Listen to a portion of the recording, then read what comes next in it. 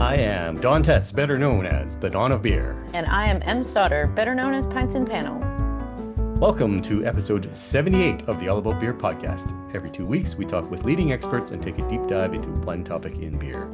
This week on the show, we are going to talk about a cool beer style called Kentucky Common. But before we get into it, please visit allaboutbeer.com and follow us on social media at allaboutbeer.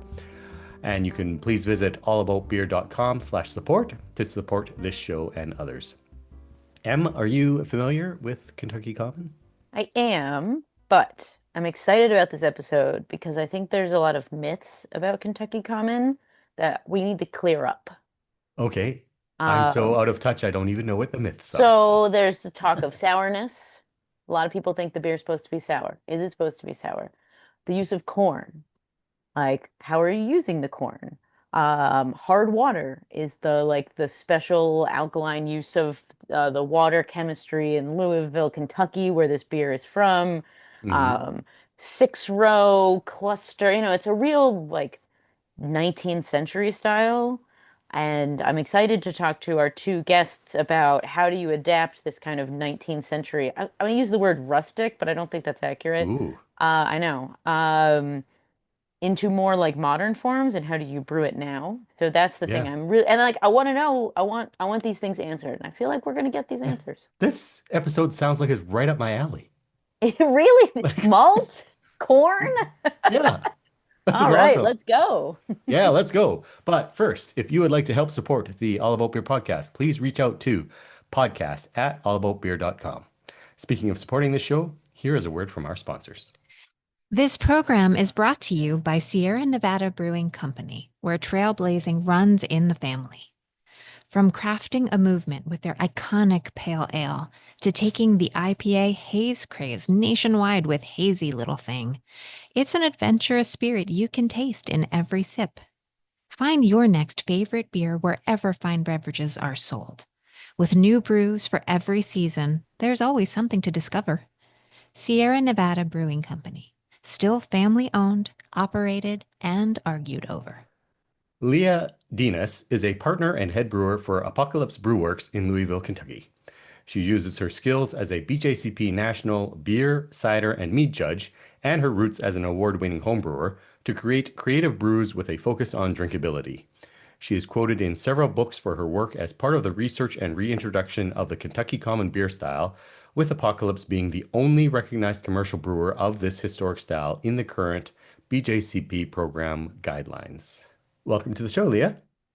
Thank you. Okay, so very basic 101. What is Kentucky Common? And maybe talk about the brewing specs and the sensory characteristics that define the style.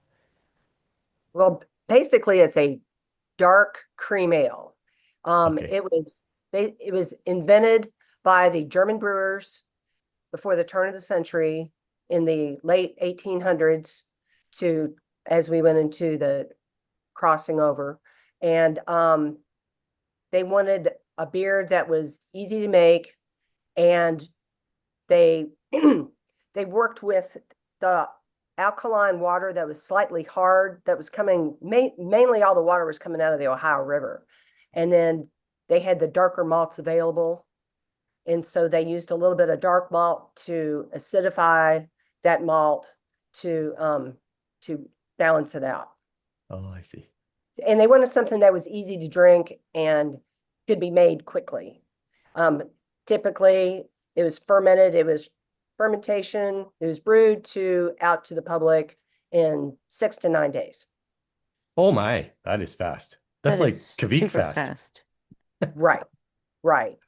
And I went through. I'm quoted in a historical beer book about this because I helped bring the people together, and then I worked with our local beer historian, and we brought it back to life. Nobody had it in 70, 75 years. And our brewery is actually about 3 or 4 blocks from where it was the largest brewery in Louisville that was making 350 barrels a day of this. Oh my. Yes. And the recipe that we also had access to the actual handwritten beer logs. So we have a true recipe. And I think that's why the Beer Judge Certification Program reached out to us, because we literally had handwritten beer logs by the German brewers. And those German brewers, you know, they were always well educated. They came over and they had extremely detailed notes.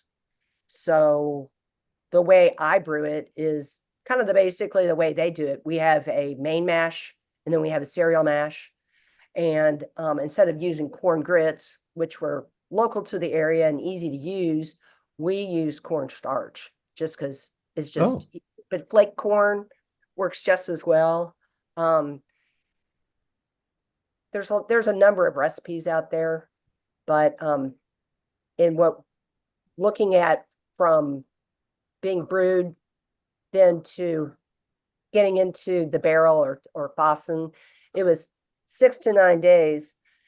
And there really wasn't a lot of time for it to get sour.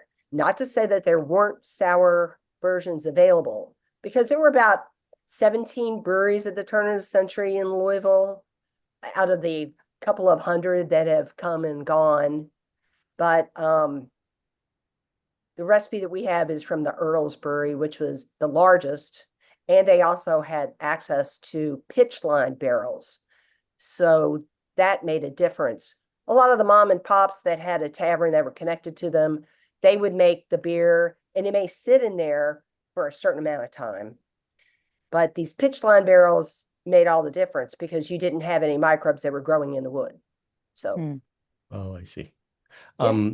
You mentioned, corn in different forms, cornstarch or whatever. Does the variety of corn matter? Does it have to be a variety of corn from the late 1800s or? No, it doesn't say that in the recipe. I think corn is just a starch. Okay. It's a starch, and you're using 6-row, and you'll need to use those natural enzymes. That's in a lot of conversion that you get with a 6-row rather than 2-row, and then that helps with converting that starch to sugar. So, and you also do if you use corn, you do have to use like corn grits. You would need to boil it and do like a decoction mass, because you need to break down those starches. I see. So sugaring, so the enzymes can convert it to sugar, and then we can get all the alcohol that we want to have and enjoy. You mentioned the BJCP, and I understand that you helped get Kentucky Common added to the BJCP guidelines. Can you talk a little bit about that process? Like, how does that even work? And then, are you happy with the results? Do you think the guidelines actually accurately reflect the style? Yes, actually, one of my fellow judges, Dibbs Harding, he was currently working on getting the Kentucky Common into the guidelines. And any beer style can get into the guidelines if you talk to the past president, Gordon Strong, but you need to write it up. You have to do what's it look like. You've got to have the tasting notes. You've got to have all those parameters that you see when you read a beer description, because the BJCP isn't going to write it. So what happens is people that are vying for a new style, they get all of the information together and then they submit it to the BJCP. And then the style guidelines don't get revised too often. This got into the 2018 guidelines, so it's been a while. But it just, it's all a volunteer organization, so they move at that speed. Right. But it's very detailed, and it took a while, and it took a lot of people getting together and a lot of experimentation. And then I met with Dibbs and we did a presentation to the BJCP judges at one of our national conventions. So number one, they could understand the style and know what it tasted like, because if it was going to be accepted into the guidelines, they needed to have it on their palate for good representation. I see. Since nobody had made it for 70, 75 years, there's really nobody alive that had one. Now, Mhm. there are anecdotal pieces there was a German newspaper that would advertise it and from the Erdels, and they would call it dark cream ale. And then they would describe it as, it's a dark colored beer, but it's light in body. It's got a hint of caramel. It's got a nice, dry, crisp finish to make you want to take another sip of it. Mhm. So that's where that description, and there was a picture of it in that newspaper. So Nice. yeah. But What do you think? Yeah. Oh, go ahead. I would say, but not to say that there weren't Yeah. sour versions available, because there's a lot of people that believe that, oh, well, the mash bill, it's based off of a bourbon sour mash. And, there probably were those available, but since I happen to have copies of the brew log of the largest brewery in the city, I tend to think that most people were probably drinking the Erdels product. Mm. Right. Yeah. And it was probably really fresh too. So Oh, it absolutely. was, yeah, I bet it sounds really good. Oh yeah. I have one on tap right now, and Oh, nice. it's yeah, people are like, oh, I don't like dark beer, but it's not that dark. Mm. I mean, it's got a little bit of caramel malt, a little bit of black malt, not much. Yeah. 6 row, and then either or flake in a corn component. Hmm. But the corn component isn't huge. It's probably, let's see, it's probably not quite a third of the Oh, grist. Yeah, it's okay. just, and it ferments out. It does not taste like corn. Right. It's like you say, it's the starch. It's a food source for the yeast, right? Right. Yeah. Um, how is it that it's brewed in 6 to 9 days? Like from what you're describing, like you say, it's like a dark cream ale effectively. So what makes it ferment so fast? Well, the ABV is pretty low. I mean, Oh, yeah, you're probably getting about 4.5, 5%. The our IBUs, we do it about 27 IBUs. So, and it's mostly in the boil with just a little bit of hop at the end. And the way they said it in the brew logs, they used New York hops, which is cluster.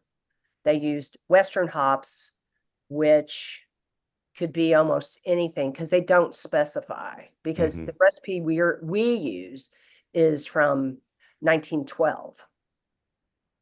So I think what they were doing is kind of using what they could get. And then they said like imported hops, and my guess it had to be like a Hallertau or a Saaz. Right. Yeah. That makes sense. Mhm. And the thing is, lager beers were more expensive, and there weren't as many breweries making lager beers because people didn't have the access to all that. So that's why Kentucky Common stayed pretty prevalent just in this area, because it was cheaper and people like to drink it. Ah, Yeah. And then things changed, after Prohibition. It died in Prohibition. Yeah, Mm. right. you can look at the brew logs if you flip through them. As Prohibition got closer and closer, beer sales went down and down and down, and then Prohibition killed the style completely. Mm, I see. Yeah, Is that why like it didn't take off other places? Like it's so specific to Louisville, right. which is insane. Like I don't know of another beer style. I guess maybe California Common, but that with Angerstein that's changed. But like this is such a unique American product that it's strange how to me it didn't grow into other parts, especially where Louisville's located. Like it didn't get into like other parts of like Ohio and like go up the Ohio River. Right. Yeah. I'm not sure. Maybe it was because we had such a large German influence and a large number of German breweries or at least German brewmasters that settled here, Hmm. that there's not tons and tons of information. Maybe it was just so good that everyone drank it all and there was none left to send out. So it's Yeah, kind and of a then time they and stopped place. drinking. Yeah, and then one day they just stopped drinking it. That's how, I mean, beer, the evolution of beer is so that like that almost would make sense to me. I don't know. Well, I mean, clear beers, I mean, lighter beers, light lagers, I mean, even in Europe, that's what happened. Remember? Hmm. All the beers were dark because that's Sure. because of how they malted everything. Remember, they had to malt everything and they were slightly smoky because Yeah. it was dark, everything was kind of smoky. And then so they used, opaque mugs. So you never really saw it. Well, when they invented the clear glassware, well, then you could see it. Well, then and then they started doing the lagers, and then what people wanted to see their beer, Hmm. nice glasses, and the darker, smokier beers fell out of favor. Plus, they changed the malting methods, and they didn't have to do it over a wood fire as much anymore. Right. They had other malting methods, but yeah, I mean, I think you're absolutely right. I mean, it could just be people's tastes change. We see it now with beer, Things I could you were gonna tell me in 2011 we'd be drinking hazy IPAs, I would have told you were crazy. And then all Oh, of a sudden it's insane how like things change and people's tastes change and things turn into certain things. But now we're getting off topic. oh yeah. Yeah, but I understand. We have this discussion all the time when I'm Oh, I'm sure. with my friends. We're always like, It's a beer conversation that's a tale as old as time. So well, true. Yeah. And it's like, people ask me what beer styles I make at my brewery, and I say beer flavored beer. hmm And then I get these knowing nods. They're like, oh yeah, I get that. I understand beer flavored beer, because some people, there's breweries around that don't make any beer flavored beer, but they make a lot Yeah. of different styles, but it's interesting. Yeah. Any final questions? No, this was Oh, fascinating. It's a like, oh, wait, sorry. I do. Ah, sorry about that. I'm all over the place today. I did want to ask about the BJCP and the fact that like being in the guidelines means that it's a worldwide style. Everyone, the BJCP people all over the world know about Kentucky Common. Does that create more interest in what you do, in the style? Um, I mean, did the effort pay off? Are you happy that now in Louisville and other places in Kentucky, people are brewing this style? Oh yeah, and I can't remember how many years ago. So I'm also a GABF, Great American Beer Fest judge, Hmm. and they reached out to me when they updated their guidelines because they they've got a historical beer category, and they finally added it because people wanted to enter it. Because there's a lot of homebrewers that went into professional brewing, and then me being one of them, Hmm. and they wanted to brew this style, but they there's they needed something that was definitive and something that they could use for the Brewers Association style guidelines. So they did reach out to me, and I helped them write their style guideline for professional brewers because mm, they don't have as many close knit parameters. If you compare the Brewers Association and the BJCP description of beers, it's one's like a page and one is like a paragraph. But because of the wide variety of professional brewers and across the country or across the world, it's they need a little bit wider parameter. But right. they reached out to me to help write Great. something that could be interpreted by these commercial brewers, and they get entries. Mm, Definitely. That's awesome. great. That's Yeah. awesome. Yep. Well, this was great. I must confess, I did not know a lot about Kentucky Common, so thank you very much for educating me. Before we let you go, can you share the social media handles for your brewery and any other place you want people to know what you're up to? Oh, sure. We have a website that I desperately need to work on, but I'm too busy. It's apocalypsebrewworks.com. We're on X at Apocalypse Brews, And we're also on Instagram. I can't remember if it's Apocalypse Brews or Apocalypse Brewworks. Something like that. Okay. Cool. Excellent. Something like that, People look for it, they'll find it. Yes. Yes. Right. Thank you, Lee. Oh, Yeah, thank you, Leah. welcome. Thank you so much. Oh, Cheers. thanks for Oh, asking me. Cheers. Yeah, cheers.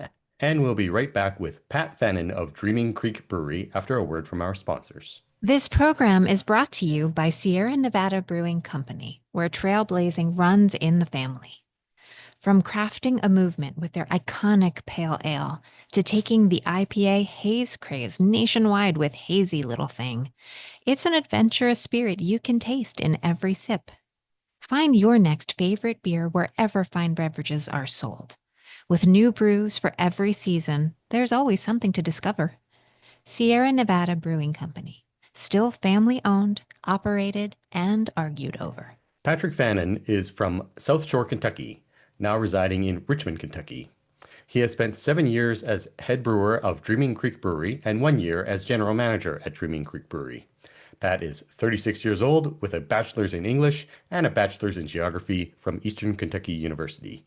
Pat is married with 4 cats. Welcome to the show, Pat. Hey, thanks for having me. Yeah, thank you again. Tell us a little bit about Dreaming Creek Brewery. It's one I've not heard of, and how your Kentucky Common fits into your beer lineup and why do you brew it? Okay, so the Dreaming Creek Brewery was started in 2018, April 2018. I joined the company in August 2018. For the longest time, up until about a year ago, we were the only brewery in our county. We're a little bit south of Lexington and about 30 minutes south of Lexington, about 90 minutes south of Louisville. So like craft beers, have 2 decently sized hubs there in central Kentucky. So Richmond was kind of late to the game of having a craft brewery. So we've been in downtown Richmond since then. We have our tap room. We brew on site in the tap room, basically right on top of the customers. Um, and the Kentucky Common was our first beer we ever brewed. It was the Oh, first beer wow. we put in first beer we put in the barrels, first beer we put in the canning line. It is our number one flagship on in any way possible. It is probably the second or third most sold beer in our tap room. I just looked at it earlier today and it was like our blonde, our hazy IPA, and our Kentucky Common were like neck and neck for top 3 this year so far. Okay. Um, yeah, so it was something my boss wanted to do before I came along, and it just kind of met up with me, who also wanted to make the Kentucky Common a thing. It really wasn't a thing, and still isn't, mostly across the state, except outside of for like a few breweries. But yeah, But it go was ahead. a thing. It was a thing, just not on any scale where people. I still have people come up to me at the tap room who ask me what it is, and they're people that have been drinking beer in Kentucky for a long time, Mhm. and they still don't know what it is. So it was always something that people are like, why isn't there a brewery out there that made it their thing? And there's places like Fall City and Louisville. They've been canning it, but it's not their number one beer. And then other breweries have had one here or there, but they haven't kept it as like a year-round, always on tap, thing that's Thing. available. Yeah. Love it. So, like, what's the secret to a great Kentucky Common? Can you like walk us through the process and whatnot? And Okay, so I think as far as historical styles, the brewing process is relatively modern. It did Oh, utilize some cereal mashing at the time historically, but if you approach the beer like you would any American ale, anything with Conan or Chico yeast, that would be, a simple saccharification rest in the mash, and then a normal fermentation. So hmm. it's really a straightforward brew day. But my understanding is that one of the kind of defining characteristics is corn. Is that right? Yes, yes. So And, yeah, so I would brew it like if you brewed a cream ale, I would brew it exactly like that. okay, but without a cereal mash. Yeah, yes. I know some people who use cereal mash still, but they're doing it for a lot of styles and not just the Kentucky Common. Okay. But cereal mashing, just isn't something that most modern craft breweries are equipped to do. Okay. Uh, So, yeah. um, with the corn, then, obviously Kentucky Common is Mm. a historic style. So, are you using a historic corn? Is there anything special about it? Is it flaked or torrefied or anything? No, I'm using flaked corn that you would see most breweries use for most beers. There are a couple breweries there nearby that have used like heirloom corn that requires like I guess a powderization or a kind of milling process that's different than milling regular barley. Okay. Um, but yeah, I use flaked corn that you would use in pretty much any beer you put corn in. Okay. How Yeah. does the corn affect the rest of the grain bill? I know historically it would use like 6-row barley, I Yeah. believe. Are you still staying true to that historical style of 6-row, or are you just using, or does it, in modern terms, doesn't really not matter? I use 2-row. I've Okay. had some that have had 6-row, and I think it does give kind of a rustic, grainy taste to it. And Mm-hmm. I don't really hate it. It's just that that would be the only beer we would be using 6-row for, unless I decided to brew like a pre-prohibition lager or something. My friends in Moorhead, Saltstone, they use 6-row barley from a local maltster here for their Kentucky Common. Are there people that like because I've had your Kentucky Common before and it's quite good and I really like it. Um, are people like, oh, you're not doing it correct? Well, there's always the people that try to ask about it being sour. Yes, I haven't. Uh, Yep. yeah, that's usually the biggest point of contention with with beer drinkers that come and talk to us about the Kentucky Common. I had sent 4 cans to um, Gordon Strong and had him drink it because if you look at the BJCP guideline, there's Hmm. only one commercial example at the end of the guideline. My friend Leah at Apocalypse, Yep. her Kentucky Common's the only one in the commercial example. So I sent him a sample of it, and he told me it was a good beer. He said that it was at the like more robust, dark end of what Hmm. would be the Kentucky Common uh, guideline. It goes from like I've seen them slightly brown all the way up to like mine is probably as dark as they should be. It's almost. I've had people ask me if it was a porter or a brown ale before. Um, but besides that, not a lot of people really hold your, feet to the flames about cereal mashing on the Kentucky Common, um, just because grain is so modified now that there's less reason to do it. I mean, maybe you would have some small flavor differences, but the grain is modified in a way now that the conversion reasons of having a cereal mash wouldn't be why you would do it anymore. Yeah, sure. I get that. Mhm. I want to go back to the sour thing because Mhm. why do people think a Kentucky Common should be sour? Well, before it was really settled on what the style was, there was just a lot of primary information about the Kentucky Common. So a lot of breweries were putting out what they thought a Kentucky Common would be, and Hmm. some of those were sour examples with lactobacillus.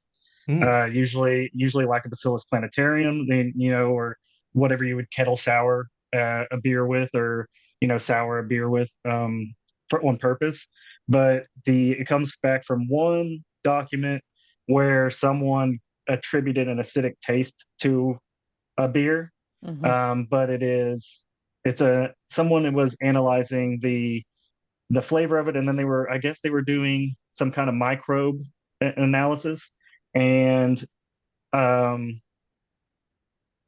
it was most likely an infection that was in a type of lactobacillus that you wouldn't use on purpose, Lactobacillus brevis. There's not a Yeah. brewer that would put that in there on purpose. So like, just because this one document mentioned this, and it was a finished product of a beer that they were testing, and they mentioned a sourness in that beer, people kind of ran with it for a little bit, but there's no part of the brewing process in any of those old documents that show that they did a sour mash or any kind of process that was for souring. So if there was ever, it would have to have been an accidental issue. But I know Okay. that it kind of has what, I mean, historically a fast fermentation, correct? Yes. Yeah. Like, So they would, that's also why I think it is more of a modern historical style or modern hmm tasting, is because they would have it so high carbonated because they were packaging it while it was still fermenting, and then taking it to the bar while it's still fermenting in the cask. Oh, so I had read something about um like krausening, but Yes. do they actually krausen or is it just that they are packaging before fermentation is complete? Well, I'm not sure for sure. In what I had just read earlier today, that they said they weren't krausening it, but they would continue to fill up the barrels as to make sure they were all the way full. Like as it fermented and came out, they were adding more into it to make sure the barrels were full. Oh, I see. Yeah. So Yeah. okay, kind of a bastardized krausening or something. Yeah. Yes. It seems like they had it in an open fermenter for only a couple days, like until Krausen fell, and then packaged it into the packaging, what would be served out of. Yeah. It's kind of interesting to me that like historic beer styles, that there's a reason they are the way they are, Yeah. right? So they were just topping up the barrels. That's interesting. Yeah. So Um, this is a beer they were producing quickly, but only for the people, mostly for the laborers, and the brewers were the ones drinking it. right, right. Yeah. Um, I think another characteristic of Kentucky Common, and correct me if I'm wrong, but and actually, sorry, you did kind of mention it earlier, is the dark color. Hmm. Where does that come from? Are you using crystal malts or caramel malts Uh, uh, or we use a dark caramel malt, and we use a little bit of black malt. I've heard of people using carafa or bittered black, and I've heard of people only using black or only using caramel. Though I prefer like a mixture of both. It's a, I'd say like 5% dark caramel malt and like 1 or 2% black malt. okay, and those Yeah. types of malts would have existed. Yes, they would have been just highly kilned malts. They would Okay, have they would have had them as light, medium, dark, crystal, and right. then the highly kilned dark malt. I I, read once that it was a process that they used in Germany. They would add a tiny bit of black malt for pH reasons. I don't really know ah, enough about the history of brewing to like really speak on that, but yeah. that's what I was told, 10 years ago. I just realized my question was kind of dumb. Did they have dark malts then? In fact, dark Yeah, malts are the early malts. The pale malts are the are yeah, the modern yeah, malts. it's So okay. It's mea okay, Don. culpa. It's okay. No one yeah. was paying attention. It's fine. Um, Kentucky Common is not a hoppy beer, but what do No. you think about like hopping it? Do you just use, are you looking for like the like whatever, you can just put whatever you have left in, or is there a thought process behind how you hop your Kentucky Common?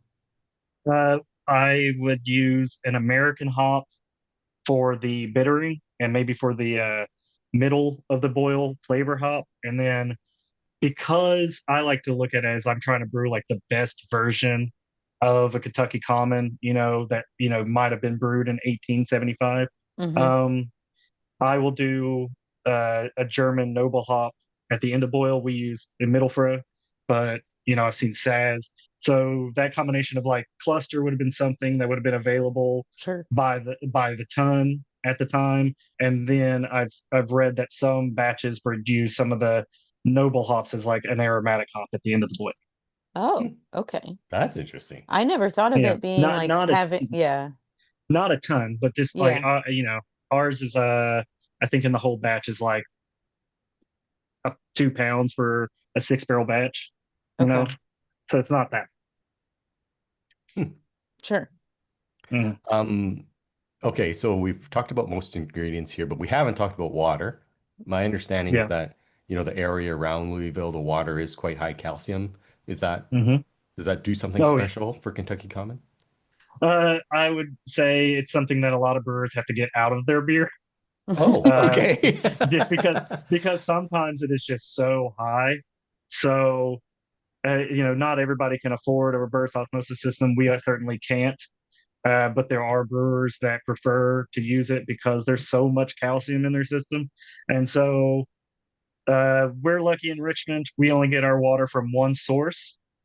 Kentucky is a land of a million rivers. So like in other cities, you might get your water from more than one source depending on the day or the week, you know. Mm. So my buddies in Lexington, like depending on the day of the week, they might be getting it from the Kentucky River or from a reservoir. And so if it's from the reservoir, it generally has a lot more calcium in it. It's such a high mineral content that for certain styles they don't like it. For the Kentucky Common, I do a simple pH adjustment. I don't really mess with because there's plenty of calcium and chloride in there, and the only thing I ever really add is um, sulfate once in a while for like an IPA once in a while. So like, there's not a huge reason to add anything for the Kentucky Common. Okay. Okay, so like Yeah. the calcium in the water doesn't add any kind of like richness or fullness, or doesn't I dry. would, I would, I mean, they try to say that about bourbon. They try, and I've heard but people say that about every water. If you go anywhere in the world, they'll tell you their beer is so much better because of the water. So it's Right. hard for me to They say sure that do. yeah. Fair. Where's Okay. John Palmer when we need him? Yeah. Oh Yeah. man, he would love to talk about water with us right now. So some last question. Tell us about the Kentucky Common Fest that is in your state every May. Okay, so it's the first Saturday in May is the Kentucky Derby every year. So the Saturday before that, our governor Andy Beshear started what is Team Kentucky Derby Week kickoff, which is at the Capitol. They have a bunch of artists and vendors, and then across the Capitol in a parking lot is bourbon, wine, and beer producers from Kentucky. And it started off as the Kentucky Common Fest, where we would actually have a contest every year to see who brewed the best Kentucky Common. The first year we had a pretty good turnout. The next year, not so much. And so now it has become more of like a regular beer fest where every brewery is encouraged to bring their Kentucky Common. And usually breweries will actually produce one specifically for it because a lot of the brewers are beer nerds and they just want an excuse to brew a Kentucky Common. So it's a really nice event. Usually the governor's there and makes a lap around the booths and talks to every single person he can. He signed a can of Kentucky Common for me a couple years ago, Very and cool. I've got to been able to meet him a couple times now because of it. And it's a good chance for people to come, other brewers to come up to me and talk to me about the Kentucky Common, because as for a lot of brewers in the state, I'm who they would want to talk to about it just because I've brewed so many batches. You're How- also who we yeah. want to talk about it. That's Yeah. that's Yeah. why you're here, Pat. Yeah. Is how many breweries go to this festival and make a Kentucky Common? So like how many breweries in the state make this style? I would say it's probably somewhere between 10 or 15, depending on Okay. the year. And then I think last year we had 6 breweries that had brought a Kentucky Common. A few of those I had before, but a few of them I hadn't. Okay, thank you, Patrick. Really appreciate you telling us everything Kentucky Common. Before we let you go, can you share your social media handles, please? Yes, the Dreamy Creek one is just at Dreamy Creek Brewery on Instagram, and then we have a Facebook. You can find us on there as Dreamy Creek Brewery. You can find me on Instagram as Patrick L. Fannin, all one word. Awesome. Thank you so much. Yeah, thank you so much, Pat. This was awesome. Yeah, I need to I bother learned a you. lot. I need to bother you to send me more of your Kentucky Common because it is Yeah. very good. Yeah. Yes. I like to take it on vacations with me and like drop it off like at every brewery I stop at. I'll just like drop a can off and then hopefully they brew one. That's my hope is like they try it. They're like, oh, I've never even had one of these. I've heard of it, seen it on the internet, and then they might brew one maybe. Yeah, you're Nice. Patrick Common Seed. Yeah. Yeah. Nice All turnaround. right, all right, Patrick. Thank you very much. Thanks, Thank you Pat. guys. Cheers. Cheers. Okay, Em, is Yes. your thirst for knowledge satisfied? Absolutely. What Isn't great that great? What great guests. I love I when think, we're like, hey, I want to find out this. and then we get like the person, And then we get the people that yes, know. yes, That's why the All About Beer podcast is so great. yeah. I mean, also because we're hosts. Of course. But the beer world is so full of smart, intelligent, thoughtful people who care about obscure beer styles from Louisville, Kentucky, that they want to bring them back. They want to teach people. Yeah. They want to show people. They want to brew them. And it's just really, really great to see also history be recreated. It's like taking DNA and like making a new woolly mammoth. I mean, kind of. But yeah, sure, I'm gonna allow it. What I love about beer, I mean, I've been into beer for a very long time. What? Come on. We on both ends of the spectrum, because there's innovation on, IPL and cold IPA, and then there's also on the other end, like Kentucky Common dates from over 100 years ago, and yet it's new today. Absolutely. Like I just think Great that's really point. cool. It's Yeah. very cool. Good stuff. Yeah. Everybody, please visit allaboutbeer.com and follow us on social media at allaboutbeer. And please visit allaboutbeer.com to support, allaboutbeer.com/support to support this show and others. If you have questions for the experts, please email podcast@allaboutbeer.com. That's also the email for feedback, suggestions, or to inquire about supporting this show through advertising. Em, how can people reach out to you? I am at Pints and Panels on Blue Sky, Instagram, and Facebook. And my website is www.pintsandpanels.com. What about you, Don? I am at the Dawn of Beer on X, Threads, Blue Sky, and Instagram. And on Facebook, I'm at the Beer Dawn. And people can drop me an email at dawn@thedawnofbeer.com. As always, we'd like to remind you there's a reason why podcasts always ask for listeners to subscribe and like the show. With more reviews and subscriptions, the algorithms show our podcast higher on the list when people search for beer podcasts. So please do that for us. We would really appreciate it. And it only takes about a second of your time. Here is a final word from our sponsor. This program is brought to you by Sierra Nevada Brewing Company, where trailblazing runs in the family. From crafting a movement with their iconic pale ale to taking the IPA haze craze nationwide with Hazy Little Thing, it's an adventurous spirit you can taste in every sip. Find your next favorite beer wherever fine beverages are sold. With new brews for every season, there's always something to discover. Sierra Nevada Brewing Company, still family-owned, operated, and argued over. This show is produced by All About Beer. Visit allaboutbeer.com for articles, notes on this show and others, and to connect via the newsletter and social media. Cheers! Cheers!